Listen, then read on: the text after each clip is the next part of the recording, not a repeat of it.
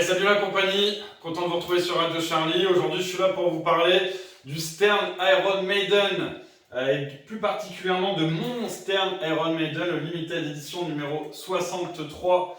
Donc c'est l'émission la moins impartiale du monde, c'est juste mon flip préféré, autant être clair tout de suite. J'adore ce flip, c'est une vraie bombe. Ce que je vous propose, c'est d'en faire le tour au niveau esthétique, au niveau équipement, parce que le mien le plus que les autres. Et puis après, on fera un petit tour au niveau du gameplay et une petite conclusion. C'est parti. Voilà, on commence par la caisse. Franchement, les mecs, je ne vois pas que c'est pas de la caisse qui déchire ça. Alors on aime ou on n'aime pas, hein. Perso, moi je suis pas très fan à la base d'Iron Maiden, voire pas du tout. Et franchement, ça claque. Les dessins sont magnifiques. Et en plus, je vous montrerai, je vais essayer de faire venir la caméra assez proche pour que vous voyez.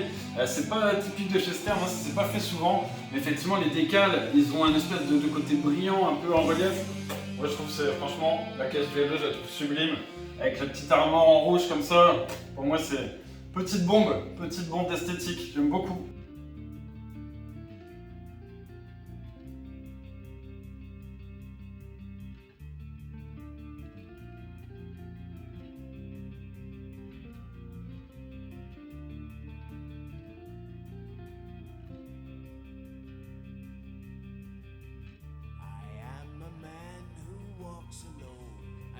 Donc le topper, ici c'est assez rare pour être souligné, mais Stern a fait deux toppers. Un topper plutôt Égypte qui colle beaucoup mieux avec le premium, et ce topper là, donc un peu plus guerre, avion, un peu plus moderne entre guillemets, qui colle beaucoup mieux avec le LE.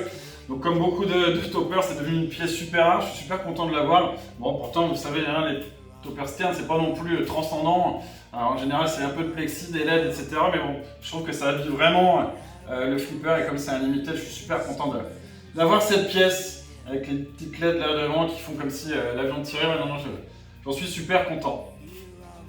Ah, alors là on arrive sur ce qui fait pour moi une des grosses spécificités, les gros avantages d'avoir un modèle limited edition, c'est la back glace. On a une vraie back glace sur les modèles Pro et Premium. On a un Translight un peu fadasse. Là on a une vraie back glace mirror. Alors, sur la vidéo ça rend pas toujours bien, mais on a ces petits contours argentés. On voit que c'est quali, c'est vraiment beau, ça c'est vraiment unique, et ça je suis vraiment fan. En plus l'artwork est vraiment top, enfin, j'adore l'espèce de champ de bataille là, avec infanterie, la tête de mort, le tank. Waouh, c'est chargé, c'est lisible, c'est tout plein de petits détails si on cherche à droite à gauche.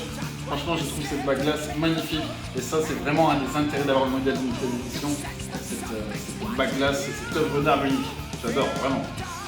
Alors comme je vous l'ai dit tout à l'heure, on va parler du Stern Iron Maiden en général, mais on va aussi parler de mon Maiden en particulier. Alors j'aime bien modifier les flips un petit peu, et j'ai pas envie de basculer dans le jackisme. J'évite de trop en mettre, parce qu'après ça peut être too much, et ça je suis pas vraiment fan, donc j'essaie de faire tout ça avec goût. Alors c'est très subjectif et tout, mais j'essaie de faire quelque chose d'assez objectif. Ici j'ai rajouté les boutons lumineux, je trouve que c'est plutôt sexy, j'étais jeune à la base. Donc boutons lumineux et petite bandelle rouge autour des enceintes, je trouve que c'est stylé aussi. Alors on ne voit pas forcément bien la vidéo aussi, mais j'ai un petit convolute sous la plaque du Limited Edition. Donc voilà ce fameux petit Convolux, comme je vous le disais, rouge. Alors oui, il y a aussi des petits trucs qu'on ne voit pas mais qui sont un vrai plus. Dans ce flipper, à l'intérieur, j'ai changé le ventilateur d'origine, vous savez, celui qui casse la tête comme ça. J'ai changé le ventilateur d'origine pour un silencieux, c'est vachement plus agréable, c'est pas bien compliqué à faire. Et j'ai mis aussi un truc qui est bien sympa. Ah ouais, tiens, j'en ai peut-être pas parlé. Le petit bouton de volume casque aussi de Guillaume Malatré. Pas de genre à faire de la pub, mais c'est vraiment bien, il est plutôt réactif. Envoyez-lui un petit message, il a même un site internet, Guillaume Malatré sur les groupes. Et dernière petite chose que j'ai mis aussi, tac, ici, c'est un vrai knocker, parce que le petit bruit à la con des Stern récents, pour moi c'est non merci. Et ici, je sens que c'est là. Alors, attention, hein, faut pas être cardiaque, ça tape dans les oreilles.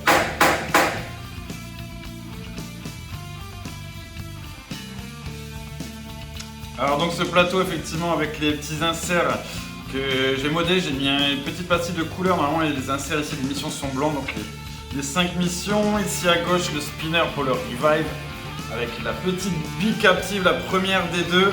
On peut voir les convolux, la rampe qui passe, qui est juste au-dessus des 3 bumpers. Ça c'est vraiment pas mal, j'aime beaucoup.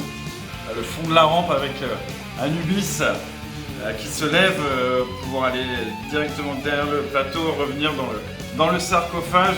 La petite feature du Premium LE. La petite cible en haut du tremplin, ça c'est sympa, c'est une vraie cible avec plusieurs zones délimitées.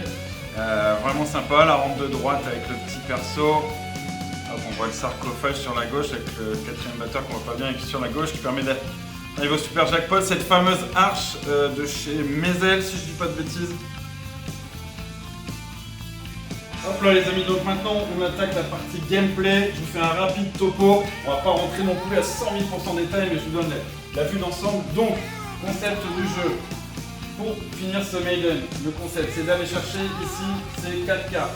Donc les 4 cartes, qu'est-ce qu'elles représentent? Ici on a la carte de droite qui représente les missions.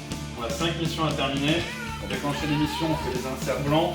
On fait les inserts blancs, la rampe du milieu s'ouvre, on va en dessous, donc ça c'est sur le Premium LE qui est dessous. On cale la vie en dessous, start mission, 5 missions à faire. Une fois que les 5 missions sont faites, on déclenche un mini wizard de 2 minutes to midnight qui nous donne cette première carte. Deuxième carte, Trooper Multiball. Trooper Multiball, donc il faudra faire 3 locks. Pour aller chercher le lock, il faudra faire tomber les cibles plusieurs fois et ensuite mettre 3 locks dans l'orbite intérieure ou l'orbite extérieure. Une fois que le multiball est lancé, on réussit les tirs et on va chercher ici le super jackpot dans le petit tir qui n'est pas facile du tout avec le petit batteur. On peut y arriver ici, là c'est aussi compliqué ou avec un peu de chance. Super jackpot intérieur, hop, on chope la deuxième carte du trooper. Ensuite on a le cyborg multiball. Donc pour faire le cyborg multiball, il faudra avoir toutes les features. Les features elles sont représentées ici, les orbites, les rampes, les pops, les bumpers, les targets, les cibles et les spinners, spinner extrême gauche, spinner intérieur. Une fois que vous avez fait ces tirs un certain nombre de fois, c'est indiqué sur le dot. Une fois que tout ça est allumé en fixe, vous avez accès au cyborg multiball. Il suffit juste d'y accéder, pas de faire de jackpot ou autre. Et vous avez donc cette troisième carte et quatrième et dernière carte, le Mummy Multiball qui se trouve ici, donc vie captive. On écrit Mummy en tapant dedans. Une fois que Mummy est allumé sur le Premium LE, vous avez ici petit personnage Osiris, si je dis pas de bêtises, qui se lève. Vous allez pouvoir aller mettre l'habit derrière, elle vient se caler dans le sarcophage. Ça c'est le petit truc sympa du modèle Premium LE. On retape dedans jusqu'à ce que Mummy soit réécrit en entier. Et au dernier tir, hop, ça éjecte l'habit à l'intérieur. On lance le Mummy Multiball, il faudra faire des switches. À chaque palier de switch atteint, on tape l'habit captive, et ainsi de suite, jusqu'à un moment où on aura le super jackpot. Et quand on fait le super jackpot du Mummy Multiball, on a la quatrième carte. Une fois qu'on a ces 4 cartes, on va pouvoir faire le Wizard Mode Number of the Beast, pardon. Donc il faudra battre la bête. Déjà pour en arriver là, pas évident. Et pour faire le méga Wizard Mode, donc le Run to the Hills, il faudra aller chercher 10 Tomb Treasures. Alors les Tomb Treasures, pour les avoir, en gros il faut réussir les missions, c'est-à-dire il ne faut pas simplement les compléter. Quand vous réussissez une mission, vous avez une Soul Shard à la fin, et là ça vous donne un trésor.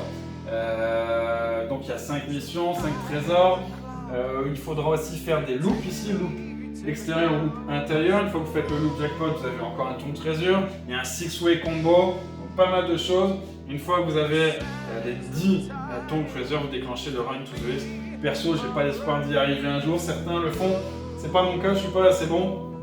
Truc assez original qui est sur le Premium LE qui a pas, ça c'est assez rare. Il y a un multiball qui s'appelle le Can I Play with Madness. Et donc c'est quand on a fait 3 trésors, 3 treasures, on va dans la rampe de gauche et là on déclenche le Can I Play with Madness. Donc ça c'est une feature qui est inédite sur le Premium LE. C'est rare qu'il y ait un multiball ou quelque chose en plus sur le LE. Voilà, je pense qu'on a à peu près fait le tour. Petite chose sympa aussi, les skill shots. Donc skill shot de base sur la petite cible ici basique. Super skill shot, on tire un peu plus loin, on fait retomber la bille et avec le quatrième batteur ici, on va chercher le super jackpot, donc ça c'est super skill shot. Et après il y a des secrets skill shot, j'en connais 3. Donc vous tirez tout doucement, vous faites tomber ici dans les in-lane, premier secret skill shot. Le deuxième c'est dans la out lane sans toucher à aucun autre switch, ça paye 20 millions, c'est plutôt pas mal. Et ici, le troisième que je connais, il me semble qu'il y en a un quatrième, pas sûr. Vous tirez, vous ne touchez aucun switch, vous venez sur le batteur et vous tirez directement dans la cible. Et là, encore un secret skill shot. Je pense qu'on a fait à peu près le tour. Après, il y a des choses classiques, des multiplicateurs, 2, 3 fois, le revive sur les côtés qu'on active en tapant les spinners sur les côtés. Et donc, ça nous permet d'avoir un box save. Voilà, une machine de ouf.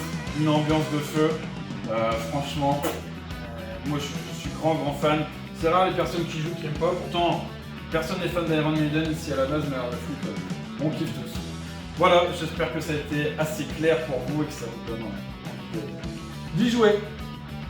Ok, bon bah voilà, je pense qu'on a fait le tour du Stern Iron Maiden. Une super machine, moi perso j'adore, je suis fan. Elle n'est pas prête de partir en général. Les flips chez moi ça reste 3-4 mois, celui-ci ça va bientôt faire 2 ans qu'il est là, il n'est pas prêt de partir. Je m'éclate toujours autant avec. C'est un flipper qui n'est pas évident à trouver, dès qu'on a une annonce il part direct.